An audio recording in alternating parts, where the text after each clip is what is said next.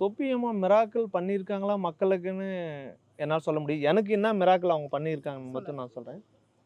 நான் என்னுடைய வாழ்க்கை பார்த்தீங்கன்னா 16 வயசில் நான் சர்வீஸ்க்காக போகிறேன். 21 வயசில் ஆன்மீக வாழ்க்கைக்கு போகிறேன். ஆன்மீக வாழ்க்கையை போகும்போது என் குரு வந்து காசியில் அகோரி பாபா. அவர்கிட்ட தான் வந்து சிவ கர்ம யோகின்னு தீட்சை எடுக்கிறேன்.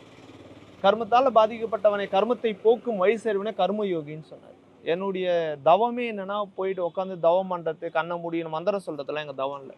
தர்மம் செய்யணும், தொண்டு செய்யணும். தர்மத்தின் வழி செல்ல செல்ல கர்மத்தின் வலி குறைன்னு சொல்வார்.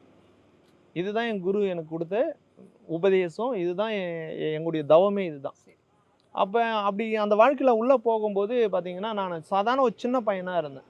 இன்றைக்கி இந்தியாவில் வந்து தேசிய விருது சமூக சேவகர் மணிமாறனா இந்தியாவில் டாப் 10ல் 3வது இடத்துல எனக்கு இறை அருள், அது அம்மாவுடைய அனுகிரகம் தான் என்னை இந்த அளவு உட்கார வச்சுது. நீங்கள் ஒரு உதாரணத்துக்கு எடுத்துக்கிறேன்.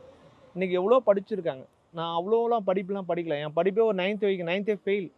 இன்றைக்கி 9th ஃபெயில் ஆகிட்டு இந்தியாவில் 13 சிஎம்கிட்ட அவார்டு வாங்கியிருக்கேன். 6 சிஎம்முக்கு நான் தனிப்பட்ட முறையில் அவங்களுக்கு அட்வைஸராக இருக்கிறேன். 3 கவர்னருக்கு அட்வைஸராக இருக்கேன். 2வது வந்து ஜனாதிபதி கிட்ட, பிரதமர்கிட்ட எல்லார்கிட்டையும் அவார்டு வாங்கியிருக்கேன். மொழியே தெரியாது, லாங்குவேஜே தெரியாது. இந்தியாவில் 17 ஸ்டேட் நான் சர்வீஸ் பண்ணியிருக்கேன். அது இல்லாத உலக நாட்டில் இது வரைக்கும் நிறைய அவார்டு நான் படிக்கலை தான். ஆனால் எனக்கு இது வரைக்கும் 7 டாக்டர் பட்டம் கொடுத்துருக்கேன். கௌரவ டாக்டர் பட்டம், முனைவர் பட்டம் வாங்கியிருக்கேன்.